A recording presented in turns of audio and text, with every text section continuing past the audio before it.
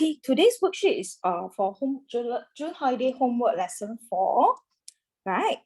This piece of paper here going to be quite a short one. Now, first questions, we start off with factorization. Previously, we talked about factorization, a few different types, right? When there is any number of terms, number one, always check for common factors.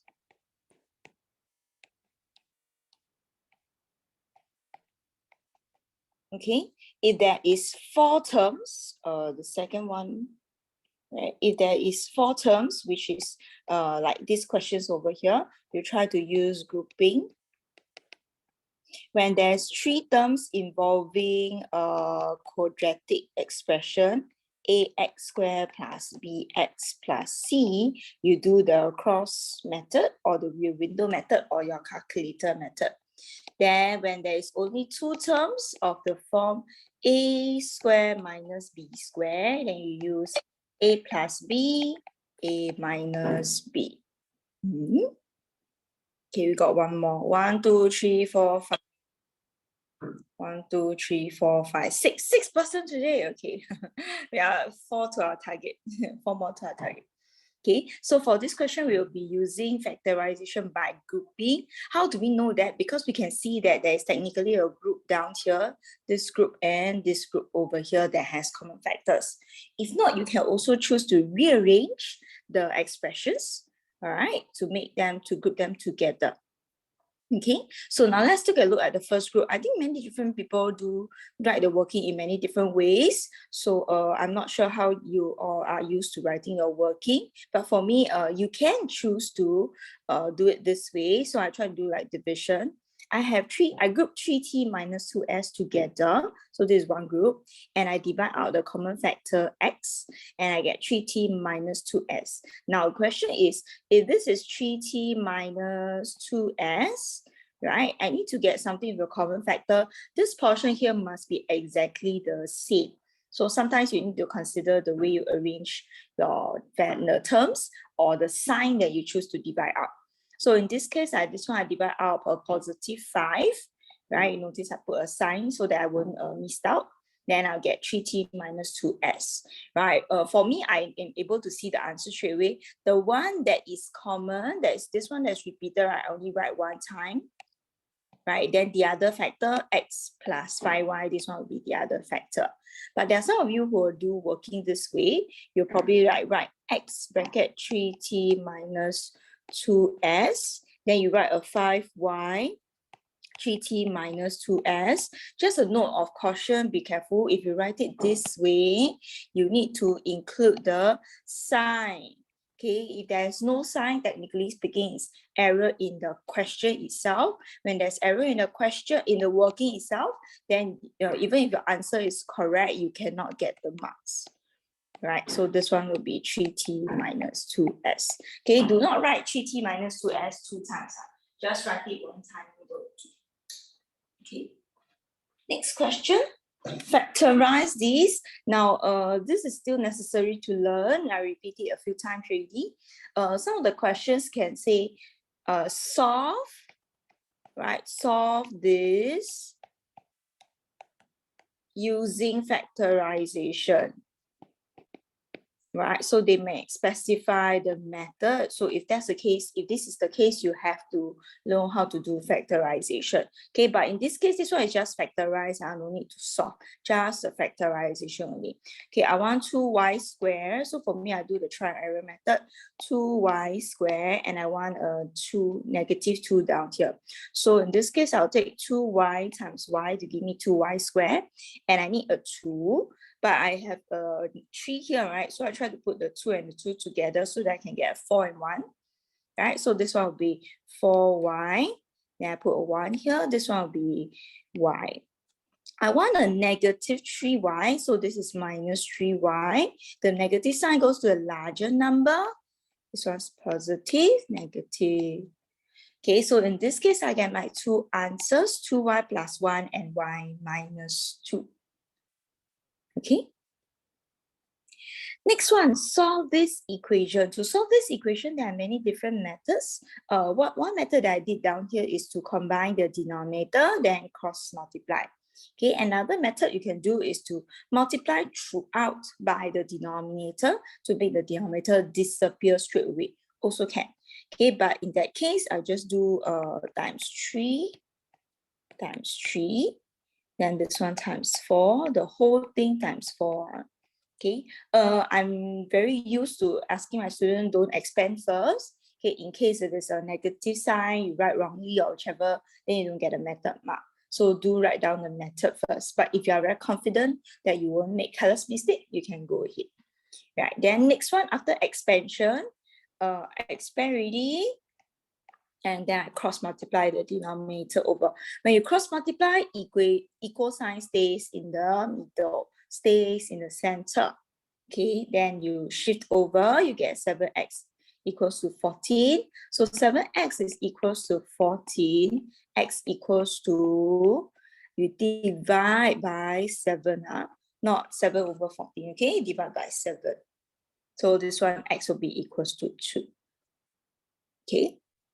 Now, next part of the question, today we do a bit more solving, So this one over here, this type of question, it means very plainly, the moment you see something square with a b or number, this means do completing square. Okay, something to highlight down here, you notice this sign is negative, but this sign here they put plus. Okay, do not follow this part. This part, the question can be deceived. The question here can be deceiving. You follow the original question, the title, the one with the problem. Follow this. Okay, because this value here, the a, right, positive a, this a can be a negative number, so you do not make it into positive sign. You change, you follow according to the question over here. Follow this one. So now I want to get x squared minus 4x minus 6, right? X squared minus 4x first. I'll change it to something squared. X squared becomes downgrade and then get rid of the square, become x. Minus is still minus. Right, this one very important. The sign must follow. Minus is still minus, but what happens to 4x? We drop out the x, drop out the x, and then we divide by 2. Okay, so divide by 2. Right? This part over here is always subtract. Always subtract. Subtract this number over here, square. Okay. Then not forgetting, we still have minus 6. So this one will be minus 6. We need to bring it down, minus 6. Okay. Now, a common mistake, people might put negative 2 holding square like that. Okay, not correct. Okay, it's minus 2 square. So the negative sign is not inside the bracket square. So it's minus 4 minus 6. And that gives you negative 10. Okay, but the question says find A and B. So if I compare x minus 2 square minus 10 with x plus A square plus B, it's not difficult to observe that A is equals to negative 2, right? And B is equals to negative 10. So you see the question at the back here, the form, right? The A and the B can take negative values. So you do not make it into positive sign. Okay, so this one will be negative 2 and negative 10. Okay, next part of the question, if you do wrongly, it doesn't matter, you still need to do, because the second part says hence. So you must use this method. Do not use the formula. Okay, do not use the formula method, right? So I replace my answer over here with this. Okay, equals to 0. They say solve already, right? So what do we do? What do we do? We shift the negative 10 over and make it become positive 10. Now you have a square. Do not expand, don't expand the square. So what do we do next? We take square root, right? When we take square root, there will be how many answers? will be plus or minus 2 answers. The value of the answer eventually will come out to be different. So don't just like calculate one and put 1 plus and 1 minus. They'll be different. Okay, then this one, to get rid of the negative 2, we do a plus 2. Right, so we change to a plus 2 over here. Then you get your answers. Now, depending on the question, if the question did not state the accuracy that they want, I will always put 5 sig fig, then 3 sig fig. Okay, but if the question states that they want 2 decimal places, then you have to give your answers accordingly. Right, so it may depend on the question. Okay, this one I believe most of you can do if you remember how to do it. Right, next question. This one, circle properties. Not all the students are very good at it. So let's recall some of the basic circle properties. The first thing that you should revise for circle properties is always, when you do such question, try to list down all the different theorems again. So there are actually 5 main, got a few sub.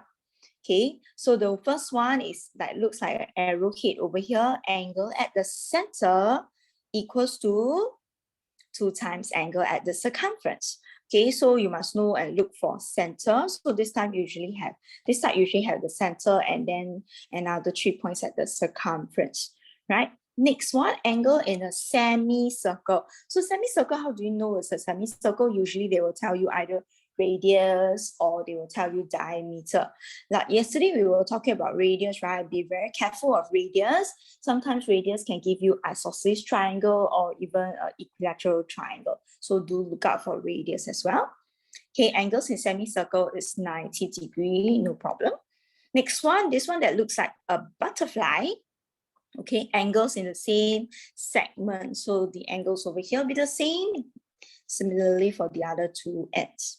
Right, it's crisscross. They do not need to pass the center, so just any 4 points you cross to them. Okay, next one, angles in opposite segment. This one is actually quite useful sometimes also, but it may not be easy to see because once there are so many different points, you might get lost. Okay, so I have 4 points. On the circumference, they form a cyclic quad. Okay, then the angles in the opposite segment will add up to how much? 180 degrees. Okay, next one, number 5. Last one, the number 5 have a little bit of spin off. Can help you prove congruent triangles as well. So it's quite common actually, or even isosceles triangles and stuff. Right, so first one, tangent, perpendicular. Tangent means touch the circle at that point only. Do not cut through, touch only, right? Just touch. Okay, then it's perpendicular to the radius. Please look out for the point that joins the line that joins to the center of the circle. There may be many lines that joins to this point of tangent, but if it's not to the radius, to the center of circle, then it's not a radius. Then you cannot say that it's 90 degrees already. Okay, second part, tangents from external point are equal. So you get like an isosceles triangle or 2 lengths that are equal, or you can have a radius is the same, right? Then the 2 sides the same and they share a common side. Then you get congruent triangles also. So it's still possible, right? So now let us look at with these 5 theorems. Let's look at our picture over here. What do you see? Any theorems to see? Let's go through one by one. First one, is there angle at center 2 times angle at circumference? Yes, right. We start from the center, O. So it goes up to 2 points, A and B on the circumference.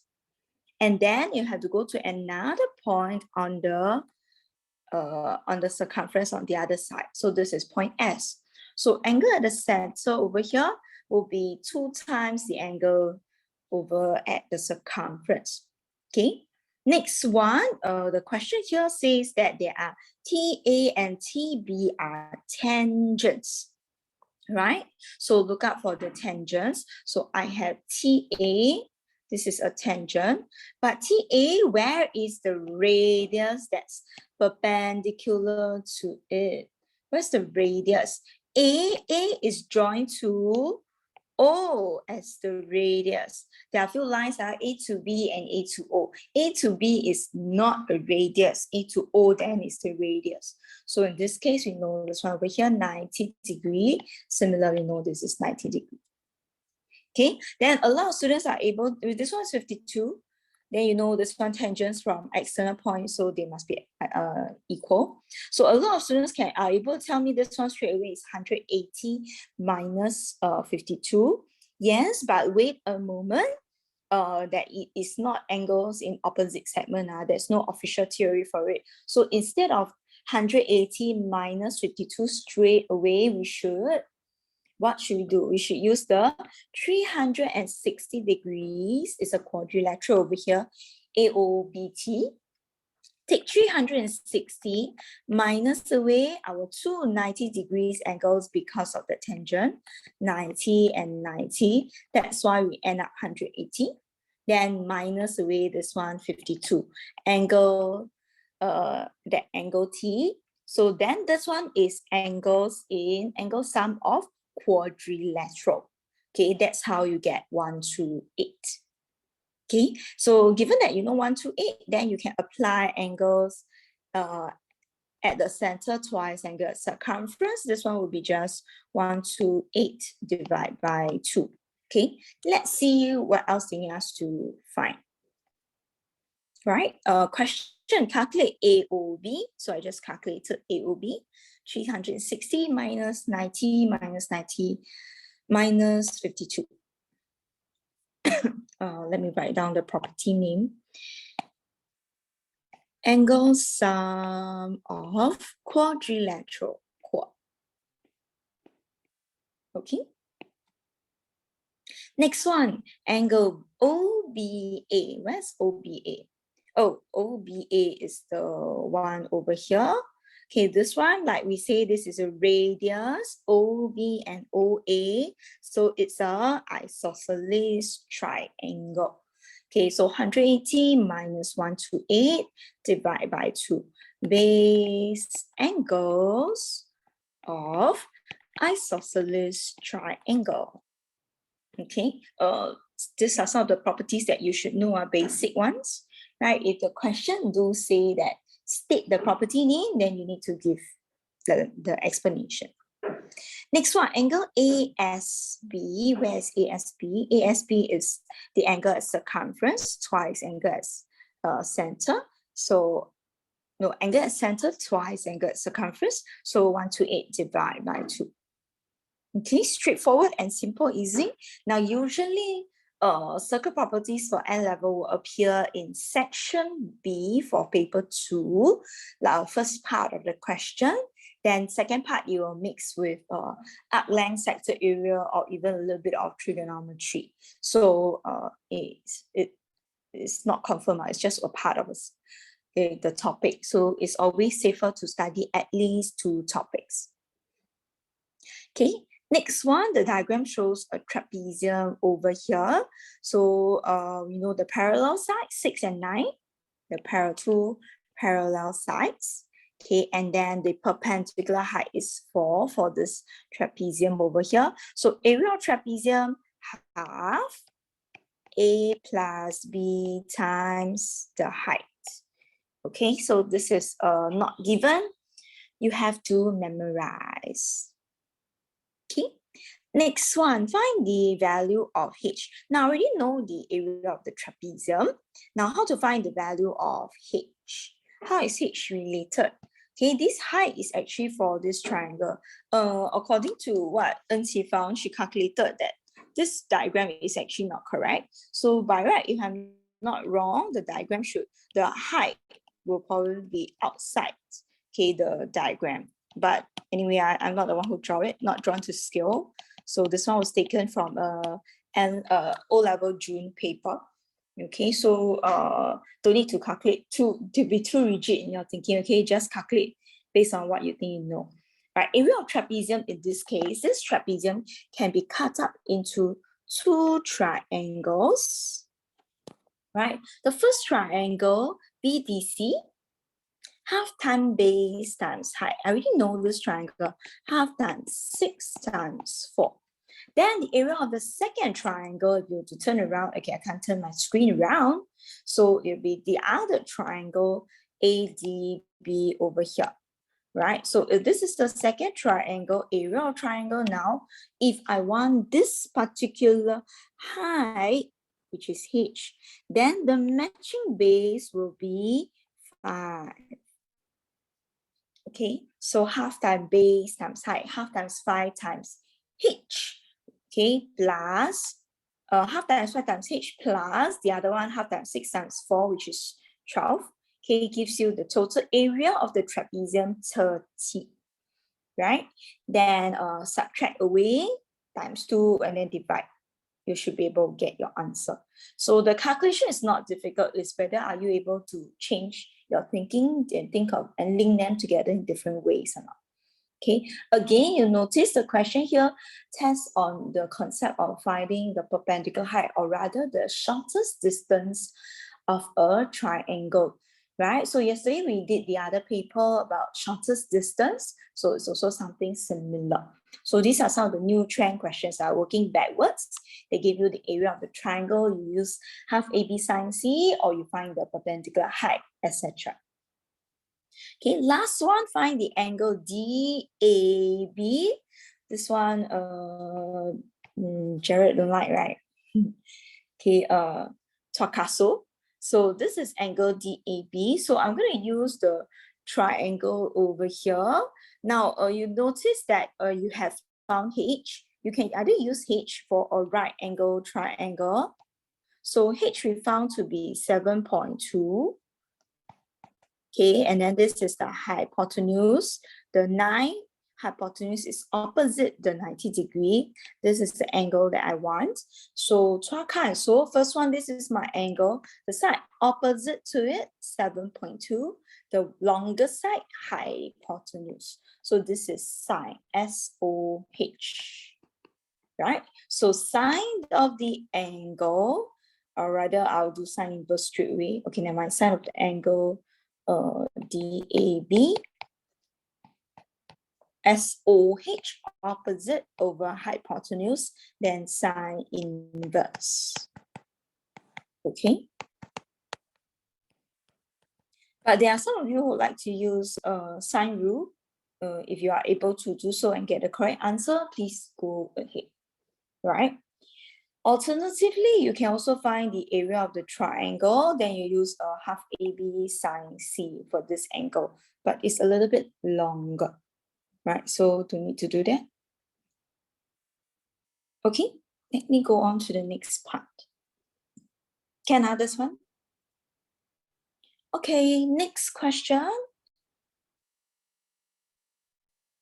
Okay, write this number in standard form. Now, the ones that you're doing now are currently very, very basic, but you need to know the concepts. Okay, do not just use the calculator anymore, because I noticed the past few years, the papers, right, they give you in terms of times 10 to the power of a letter, right? So you do need to know the concepts itself.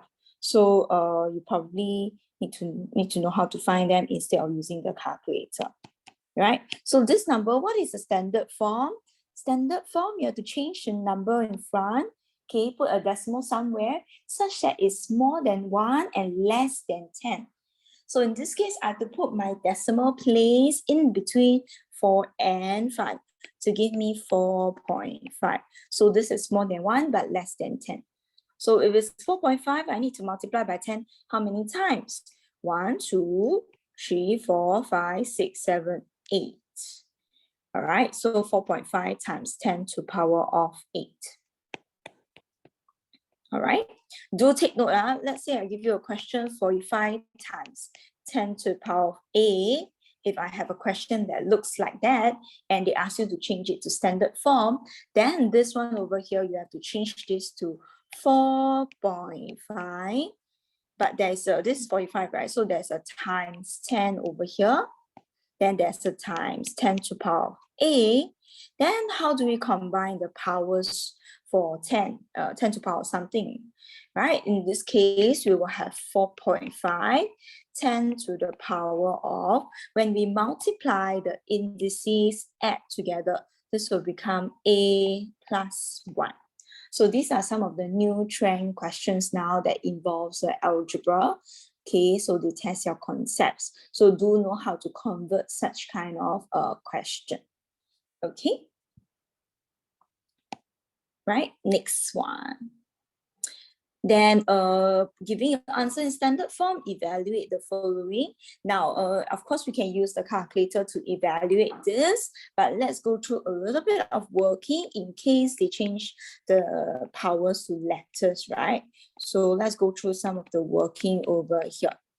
All right, so now first thing that we do, we split them into first part, numbers with the numbers, then the algebra, no, the powers, 10 to the power something, 10 to the power something. So first one, I'll take 1.5 divided by 5. Then for the powers, right, when we do division, the power subtract each other. So this will become 5, subtract -5. Okay, the power changes, so right. So this one over here will become 10 to the power of 5 plus 5, 10. Then what is 1.5 times 5? 1.5 divided by 5, sorry, that gives you a 0.3. But is this the correct standard form? Okay, if I want the standard form, this number must be more than 1, but this is 0.3, right? So in this case, I have no choice. I have to shift my decimal place and make it become 3.0, or rather just 3. But if I were to do that, that means I need to multiply by a 10 to the power of -1. The number is smaller, so the power will be a negative power. Okay. So if that's the case, then here, this is times 10 to the power of 10, bring it down.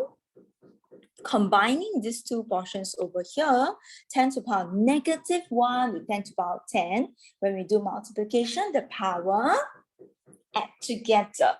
So we have 10 to the power of 9. Then this is just number 3. Okay, let me go through it in terms of a little bit of algebra. If let's say I have a number 0.3 times 10 to the power of b, how am I going to change this to standard form involving algebra? First one, we're going to change the 0.3 to 3 times something. But this is a small number, so it's a negative power. 3 times 10 to the power of, I need to shift my decimal place 1 time. So 3 times 10 to the power -1. Then this one over here is times 10 to the power of b. So now we have happily number 3, but how do we combine these two? When we have multiplication, the indices, the powers add up together. So this is 10b plus -1, so b -1. Okay, so if it's given to you in terms of algebra, you should also know the concept on how to do such kind of questions. Right, don't say I never give clue, if you understand what I mean. Okay, next question. Let's simplify this. This one easy, you do with the numbers.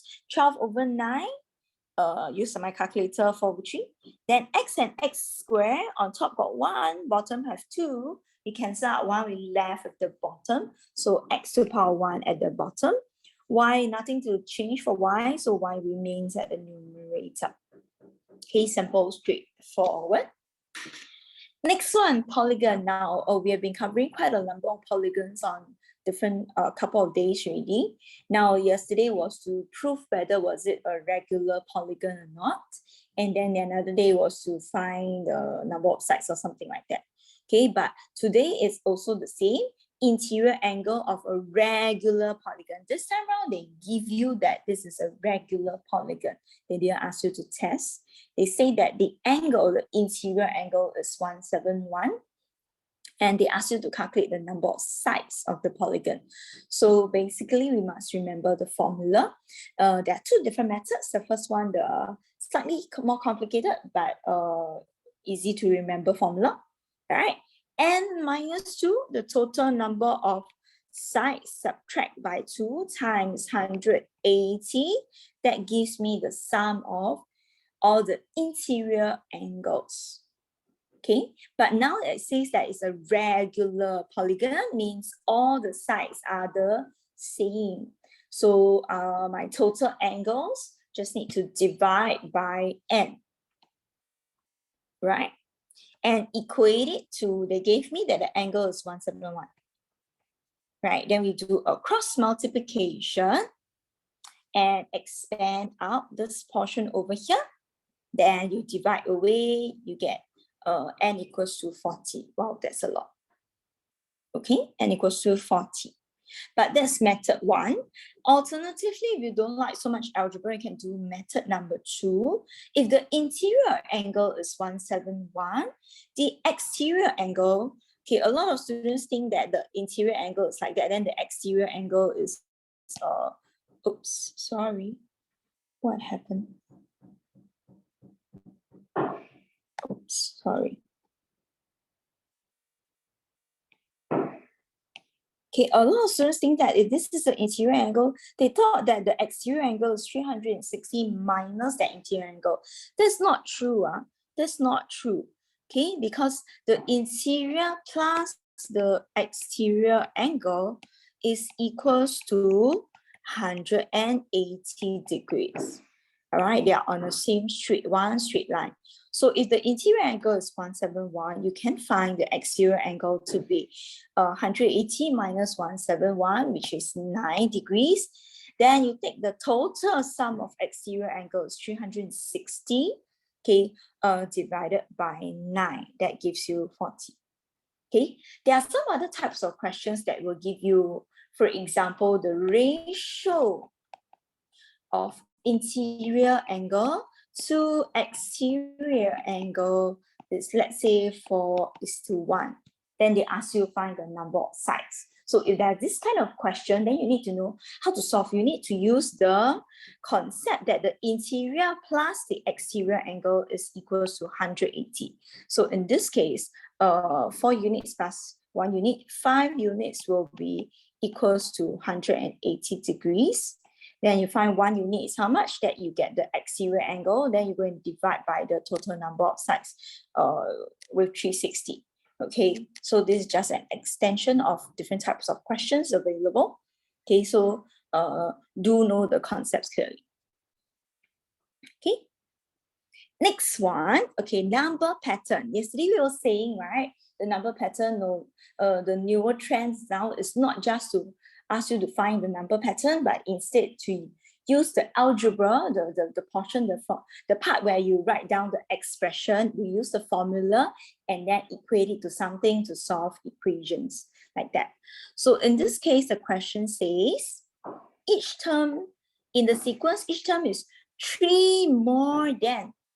3 more than means it's plus 3 now. Okay, so it's a constant difference is plus 3. So every time I need to add a 3, add a 3, add a 3. Right? So if it's plus 3, the expression for the n term immediately plus 3n. Okay, then they tell you the first term of the sequence is 5. A lot of students will say first term is 5, so they put 5 plus 3n. That, sorry, this is wrong. Okay, the first term, what number plus the first term will give me 5? So I have to do a minus 3, then I find a number 2. We call this the term 0. Okay, so it's term 0 plus common difference times n. So in this case, it's 2 plus 3n. Okay, this is one method where you do not use any formulas. The second method is you really use the first term and the difference. It's a plus d bracket n minus 1. What is this? Maybe you have forgotten. A means the first term, right? D is the difference. Then the pattern, because the first term did not add any numbers to it, so it's at n minus 1.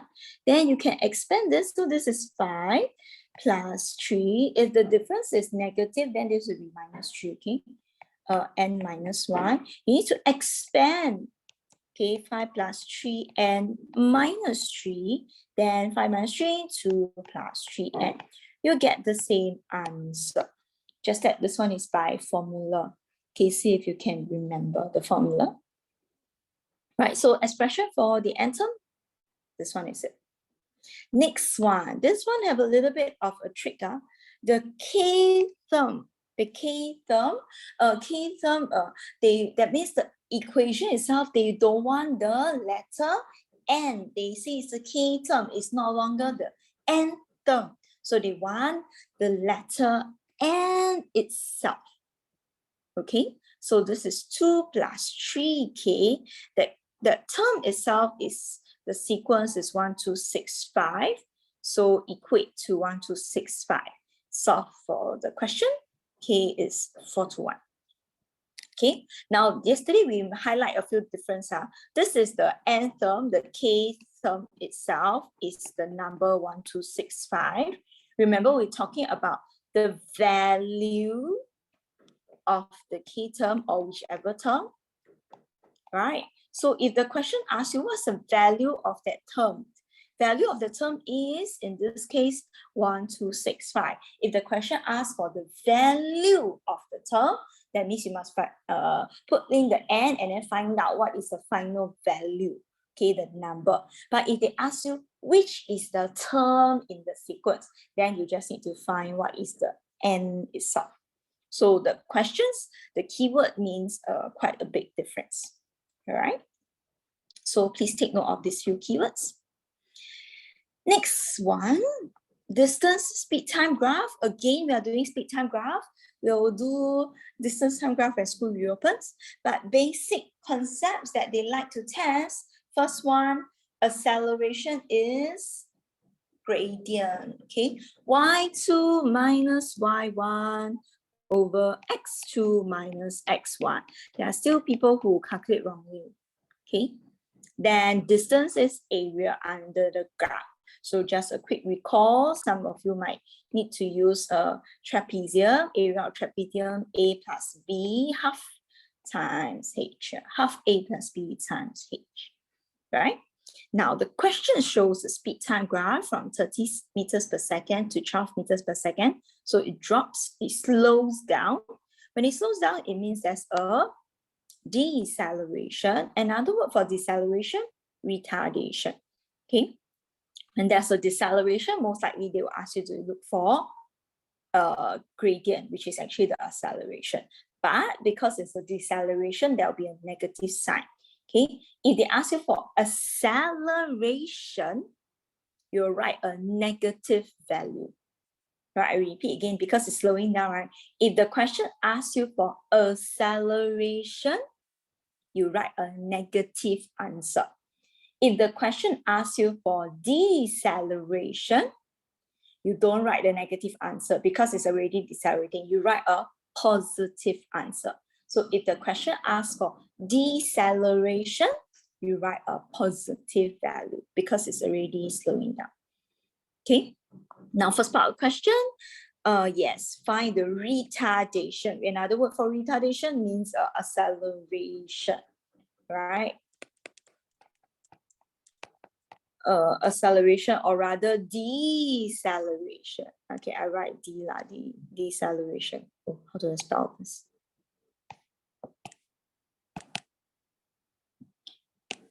Deceleration. Right, so to find the deceleration is actually to find the gradient, right?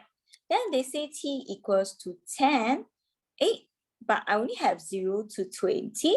T is equals to 10. This is somewhere here, but I don't know what is the speed, okay? But it doesn't matter. Why? Because at this point, all the points on this portion of the line here have the same gradient. So even if I do not know what's the speed at 10, I don't need to must that I use this, that the speed is at 10. Okay, I can use the two endpoints. The first one, 0, 30, the starting. Then I can use the next endpoint, 20, 12. Why is that so? Because the gradient along this whole part of the line is the same gradient. So it's not a must that I must know it at 10th second. What's the speed at a 10th second? So in this case, I have the same retardation, okay, same gradient. So I just use the two endpoints 0, 30, 20, 12. Okay, so after I calculated gradient y2 minus y1 over x2 minus x1. Okay, I get a gradient of negative 0.9 meters per second squared. But again, now the question is talking about retardation. So when I found the gradient, obviously it must be a negative number because this is a negative acceleration. But when I write my answer, I only write 0.9 meters per second. I write it as a positive answer, no more negative sign. Okay, so please take note. Next one, the total distance. Again, one of the favorite question. If it really comes out, this kind of question is really that standard, then you should be able to score, right? After k seconds, the distance traveled after k seconds is 480. Where's oh, after k seconds. So in this case, from 0 all the way to k seconds. So you notice it's broken up into two different parts over here. The first portion, this one over here is a trapezium, and then we have a rectangle. Okay, so to find area of trapezium, the two parallel sides, this part 30, this part 12, and then the height over here 20. Right, half 30, 12 plus 12 times 20. Then the other portions, this one is not k. This portion over here is k minus 20 times the height 12, so area of the rectangle. So, and then they say the total distance is 480. So in this case, you have formed an equation. Take the area of the trapezium plus the area of that rectangle, k minus 20 times 12, equate it to 480. Then the rest are just numbers. We expand out and then solve for the value of k. Okay, so just solve for the value of k. Not a very difficult problem, just that whether are you able to calculate or remember the formula for trapezium or not during exam. Okay, next question. Okay, I'm slowly moving into a little bit of section B questions, right? Section B, one of the type of questions that can come out. I know y'all very good in trigonometry, so I like to test a little bit more on statistics to give you a little bit more memory. Okay, for statistics cumulative frequency graph, to find the median is the 50th percentile. Not n plus 1 divided by 2 middle position now. No, that one is for discrete data, those that's in a table format. Okay, discrete data with a fixed frequency value. Okay, if not, then it's to find cumulative frequency curve is 50th percentile. Right, so 50% of 80, 40. Remember, draw the dotted lines, read the values. Right, draw the dotted lines, read the values, please. Okay, do read, take note of the units, the scale, so that you can read the correct units. Next one, what is the 30th percentile? This one a little bit less common, but if you are able to find the 50th percentile, it's the same concept, the 30th percentile. So take 30% of 80, that gives you the number 24. But is 24 the answer? 24 is not the answer, right? 24 is the number of students. I need to go to a graph and read the value. Okay, read the value. Okay, for when it's the 24th student, what is the value for that answer? Okay, read the value. So in this case, I got 147.5. Mine isn't exact at the square, so I wrote 147.5. Next one, interquartile range, upper quartile, 75% 60. 75% of 80 is 60. Is 60 the upper quartile? No. Remember to read the data value, right? That's not. right? Next one, 25% of 80 is the number 20. Is the number 20 the lower quartile value? No, remember to read the value from the graph. So there are some students who tell me 75 minus 25, so it's the 50th percent, so read as the median. That is not true, okay? Not true. You have to read two numbers and then use the two readings to subtract each other. It's also not 60 minus 20 to give me 40, right? No, it's the two reading values. And interquartile range also have units, okay? So the value is down here is height, so there's a unit for it as well.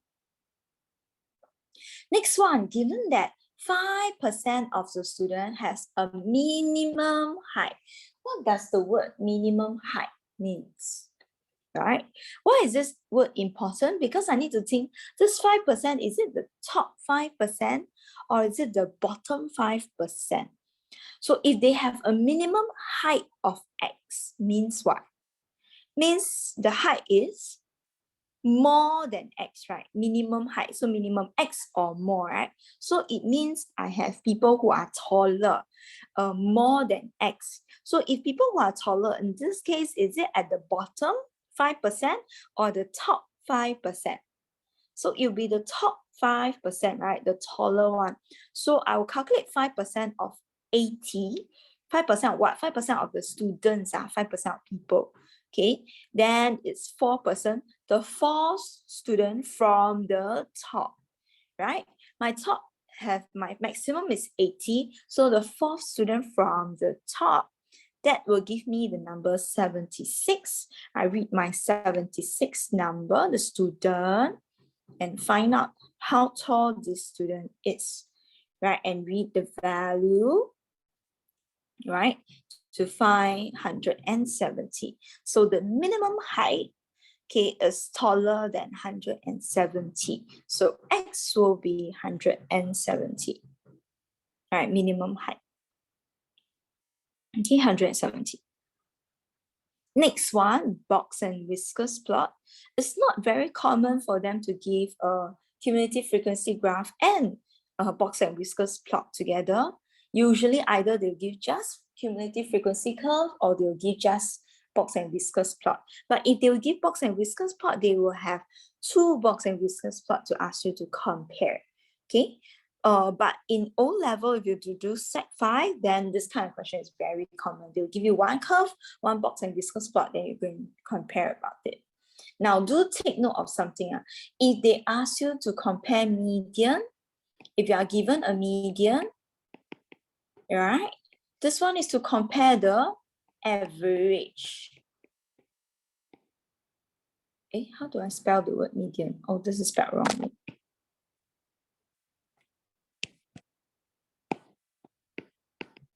Right, so this one is on average, median, right? Then if they ask you to compare the spread or the consistency, then you use the interquartile range.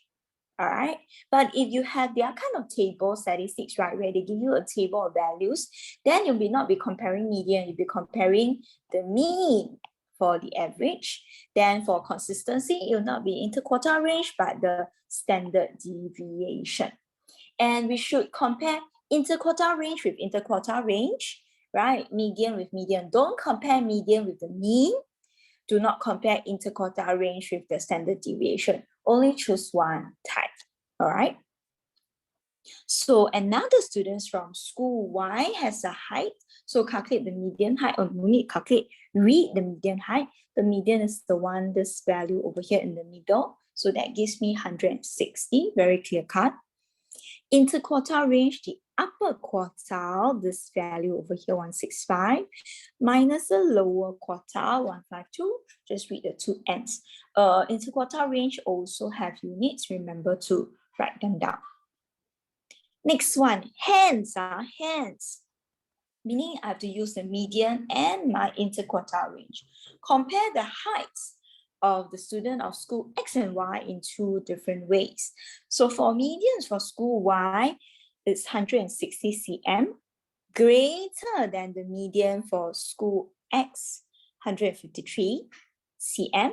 So in this case, this means median is on average, right? So on average, the student in school-wise are taller. Okay, always state the evidence, then the conclusion, right? Always give the appropriate evidence followed by the conclusion.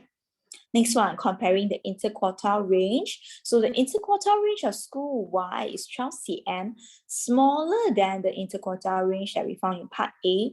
For school X is 15 cm. Okay, so this is just an evidence. You quoting the evidence have no use. You must be able to interpret it and explain it correctly.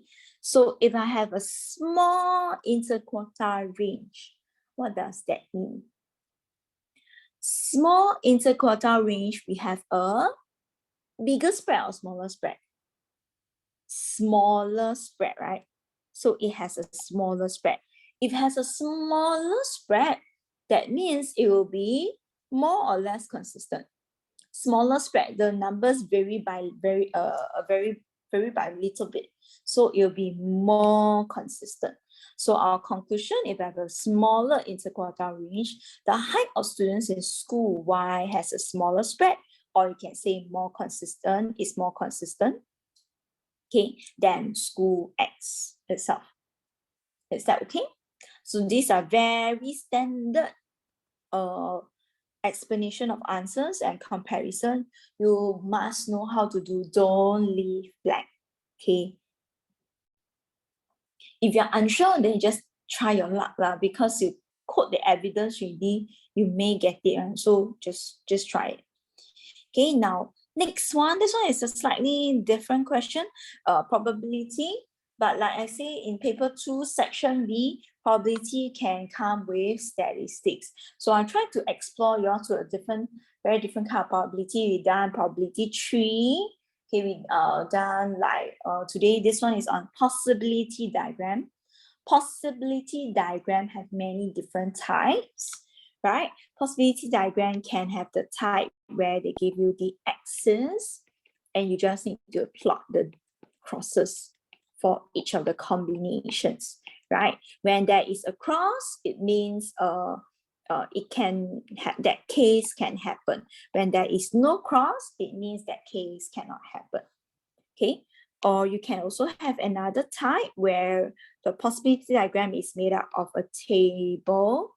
Then they ask you to do certain operations, for example, multiplication, addition of the numbers. Then inside the possibility table, you just need to write down the value after you add or subtract or do the operation. Okay, but for today's question, this is purely a possibility diagram where they ask you to list down all the combinations in terms of a coordinates, a pair of coordinates. Okay, first thing, a pair of coordinates have brackets and it comes with a certain order, something, comma, something. So there must be something that is first, then second. So you must read the table very carefully to know what comes first, then what is second, right? If you write the order in the other way around, then the whole thing will be wrong, right? Now 4 cards down here, I have 1, 2, 3, 4. 1 card is chosen at random, means it's fair, everyone has an equal chance. And then a second card is chosen. Hey, my question, I have the number 1, 2, 3, 4. Can I choose 1, 2 times? What does it mean? They didn't tell me, is it being replaced? What? But they did say the second card is chosen at random from the remaining 3 cards. Remaining 3. That means the first card was not replaced. All right, remaining 3 cards. That means it's not possible for me to get a combination 1, 1, 2, 2, 3, 3, 4, 4. Okay, take a look, observe the table over here. What do you notice about these black squares? What do you notice about these black squares? It means, it tells me that the combination does not exist. There cannot be a point 1, 1, 2, 2, 3, 3, 4, 4. because this is without replacement. So how do you indicate on this possibility diagram that cases do not exist? You leave them as a black square. So you cross them out. Okay, so then the table shows all the different possible outcomes. So now look very carefully at the table. This is the first card, right? Then this one over here is my second card. So if I were to choose my combination here, this first blank, how do I know what blank this is? How do I feel? Is it 1, 2 or is it 2, 1? Must look carefully. The first card here is the number 2. Then the second card is 1. So this is actually 2, 1, not 1, 2. So if you are written it as 1, 2, 1, 3, 1, 4, then the whole question, everything is wrong already. Okay, read the question, read where the labeling. Sometimes it can change to this portion is my first card, this portion is my second card. If they change the labeling this way, then this box here will be 1, 2. Okay, so you must open your eyes big, big. I know there are some of you who caught iron, right? Don't see, don't read the question one. Okay, read, open your eyes big, big, and then read, okay, the labelings carefully. So if I were to have another one, for example, this one over here, right? This one, the first card is 1, the second card is 3, so it'll be 1, 3. Right, so on and so forth. Then now when we have a possibility diagram, I know a lot of you still try to use something multiplied by something to find answers. No, when we use a possibility diagram, right, the purpose of the possibility is to list down all the different cases. Then you just need to count the number of cases will do. So in this case, you notice I crossed out the middle one. It's 1, 1, 2, 2, 3, 4, 4 is not possible. So I left with 1, 2, 3, 4, 5, 6, 7, 8, 9, 10, 11. 12 possible outcomes. So 12 possible cases. So the next part of our question, we just need to count the number of cases out of the total will do. Okay, do not need to something times something or whatever. Next one, what is the probability that the sum is less than 2? Right? The smallest number that I can choose is 2, 1, 1, 2. So no matter how small is it, the sum will always be bigger than 2. Is it possible for me to have less than 2? No. Okay, do not put 0 over 12. It's just simply 0. Next one, I want the probability that the sum is greater than 5. What are the possible cases where it's greater than 5? Okay, I'll start with the bigger numbers. Right, 3 plus 4, 7, so bigger than 5. Okay, this one I will take 3, 4, 4, 3 as well. Then I have 2 plus 4, 4 plus 2, that's 6. 3 plus 2, 2 plus 3 is 5. They say more than 5. So in this case, I got 1, 2, 3, 4, 4 cases out of 12. Right? Don't go and count something times something, then add them together. No, right? So simply straightforward, there are 4 cases out of 12 outcomes. So simplify fraction 1/3. Okay. Next one. Okay, next one is a little bit on angles, very simple, straightforward. Before we do any questions, just recall the 4 letters. First one, letter F, letter U, then Z and X. Okay, so for letter F, this one is corresponding angles. Okay, on parallel lines. Okay, I better write. Okay, the next one is like a letter C or letter U. A plus B is equals to 180 degrees. Right, this one is and correspond, interior angles on parallel lines. Okay, remember you must put the parallel lines. If not, it's not equals to 180. Next one, alternate angles, letter Z, alternate angles on parallel lines, right? Then next one, vertically opposite angles, vertically opposite angles, right? So this one is your answer. Okay, then of course we have angles on a triangle, adjacent angles, angles on a straight line, things like that. Next one, inside the diagram, the straight line ABC, then you have BF parallel to DE. Okay, for parallel lines, do not just look at the lines and then just assume that they are parallel. If the question says it's parallel, then it is parallel. If not, do not assume. Do not assume. Okay, so first thing, you have a pair of parallel lines. Okay, so let me see. This line and this line is parallel. That means, okay, I will have a pair of interior angles, right, over here. Okay, and then I know this angle is 65 already. I can count this angle straight away. 180 minus 65. Next, I know this one angles on a straight line. This is 74, this is 65. So this angle over here, 180 minus 74 minus 65. Okay, I got quite a couple of angles already. Let's see what they want me to find. Find angle CBD. Oh, straightforward. And adjacent angles on a straight line. Then next one, find reflex angle. Reflex. Okay, reflex angle. What's reflex angle? Reflex angle means the angle that's more than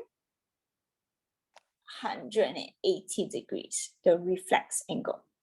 Okay, so how do I find the reflex angle? I already know this angle over here is 115, 180 minus 65. Then, find this angle, 360 minus 115 degrees. Angles at a point. Right, then I'll be able to get my answer, 245. Okay, very good. We are left with a last 2 page. Right, a little bit long, but a lot of things to explain. Right, next question. Okay, compound interest. We haven't done this for quite a few time, a period of time. Okay, this person saved $400. She saved, right? She started with this. So this is my original amount. So this is P, the principal. 3 years at compound interest. Okay, 2% per annum. Per annum means per year. For our questions, we always follow the interest rate, right? If it's per annum, per year, then we change everything to years. Change the time periods to years as well. If it's per month, then we change everything to month. We follow the interest rate, right? So this one is compounded interest. So you use your formula. Total amount equals to P bracket 1 plus R over 100 to the power of N. So substitute in your values, find the amount of interest. When I calculate for my formula, that is just the total amount. After I calculate my total amount, how do I find the interest? We subtract away the original value, right? But for money, so money give in terms of 2 decimal places. So this one will be your answer. Okay, there are some questions that says the total amount after 3 years that she get. Okay, they ask you to find the original amount. So you need to know which one is the P, which one is the total amount, very carefully. Okay, next one, this one just practical applications of changing of units, right? See whether you remember or not. A builder has 1.5 cubic meters. Meters, volume are meters. So now 1 meter is 100 cm. That's no problem. But what about volume? 1 meter cube, right? That will be 100 cube cm cube. So remember, if it's the volume, then you need to convert it to cube the thing. If it's area, then it'll be 100 square, then you square the thing. So there's always a power related to it when you do the conversion for area or volume. He moved the sand in a wheelbarrow that's 25 liters. What do we know about liter? 1 liter is 1000 cm cube. This is what we know. So what do you notice? From between cubic meters to liters, there's a common unit. There's a common unit of cm cube. So in this case, I try to change everything to a common unit in terms of cm cube. So I changed the 1.5 cubic meters, 1.5 times 100. Oh, sorry. My answer is wrong.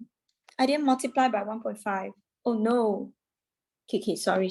Made a mistake over here.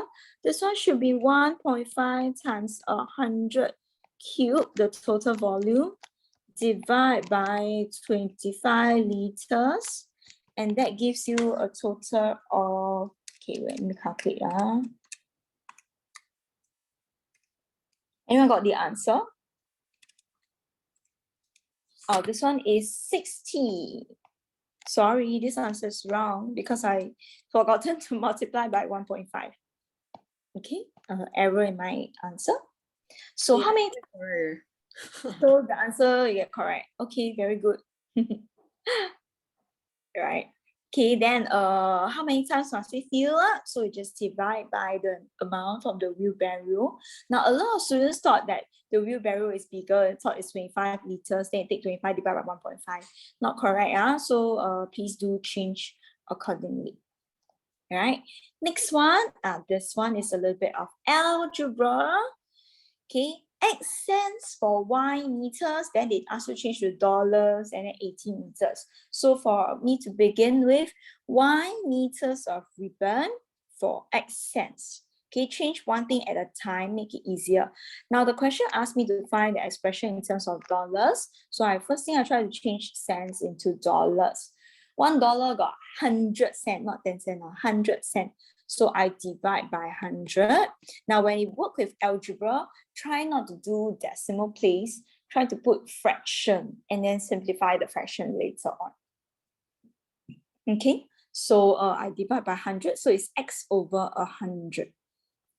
That's for Y meters. Now they gave me 80 meters. So I times 80. I take, not times 80. It's not Y, it's just Y meters, right? So 80 divided by Y times X over 10. Alternatively, if you do not know this concept, you can do 1 meter. Okay, that means you need to divide by Y. So 1 meter divided by Y, the Y will be in the denominator. You get X over 100 Y. Then you want to find 80 meters, you times 80. Right, so that will give you 80 times 80x 100y. But this expression is not simplified, so in terms of algebra, simplify it. Alternatively, some students might put 0.8x over y. We do not have fractions in terms of what do you call that? We don't have decimals in a fraction. So technically speaking, this answer is actually not acceptable. All right.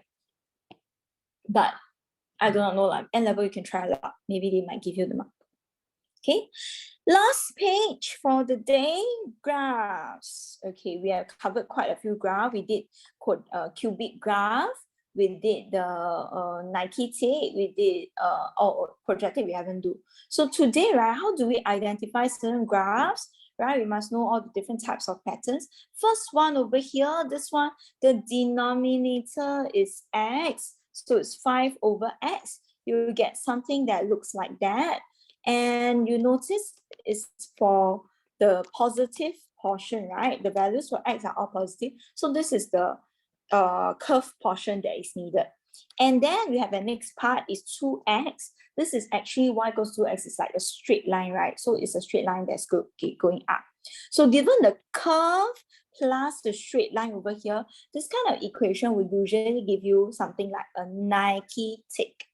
Okay, the previous one that we have done is something over x squared with another part of a straight line. It also looks like a Nike tick. Why? Because the x square curve have this to the butt, right? Then plus the straight line portion.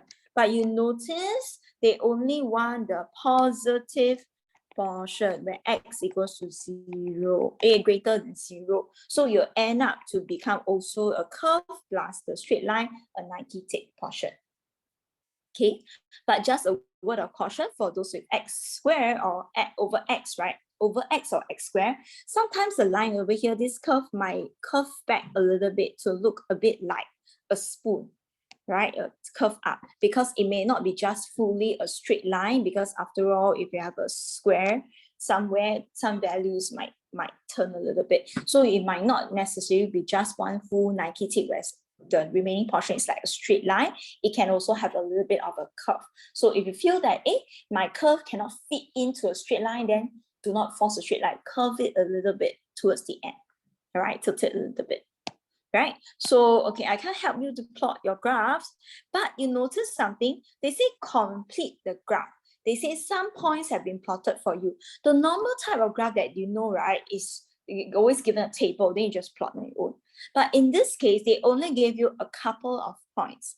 How do I know what values am I going to draw? Okay, as much as possible. For curve minimum, you need to have at least a total of 5. Right? Usually are at least 4 or 5 values. Some values are given to you, then maybe you add on additional three more or something like that.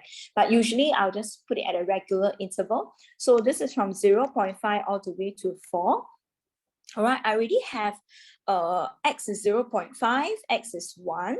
So it looks like it's giving me in terms of a 0.5 interval. So I added values on my own.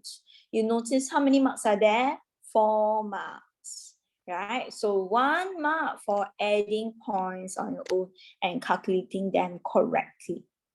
Okay, then second one, your axis has been already drawn for you. So you plot in the points correctly, 1 more mark.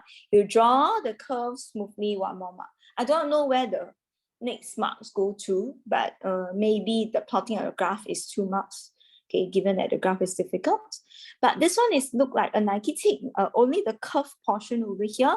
So do be careful. Sometimes the point that you have plotted may not be your minimum value, right? I wasn't able to fit in a minimum value exactly, so I drew somewhere a little bit lower over at this portion over here, slightly a bit lower than my original plotted point. Okay, the main aim, make your curve smooth, right? Okay, then now once I've drawn the curve, the next part of question is a little bit more difficult. Okay, on the same axis, draw another line. So now when they give you, ask you to draw another line, definitely they are going to look for something with the point of intersection. So to draw a line, sure, must give me the equation, right? But no equation, how? No equation, gradient of 5 and passes through this point. What does it tell you? Means you have to find the equation. That means you still need to study coordinate geometry. So equation of a straight line, y equals to mx plus c. The gradient of the line is 5.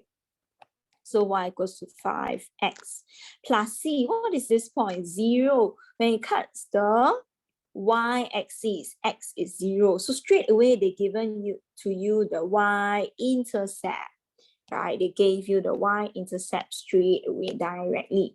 If not, then you need to start in a point and then find the equation. So straight away, I'm able to see that the y-intercept is 2.5. Oh, I don't like decimal place, but looks like there'll be decimal place. So using this equation, okay, then I plot a table of values on my own, right? So we have to plot a table of values. Again, I'll choose, because it's a straight line, right? So just need 3 points. Maybe I'll space out a little, 0, 1, 2. Then plot the line and then plot the point and then draw the line. Do label your answers, do label your answers. Then after that, write down the coordinate where the line and the curve intersect each other. It's not going to be a nice point, so do estimate a little bit the point of intersection. Okay, now this question is taken from O-level TYS June paper.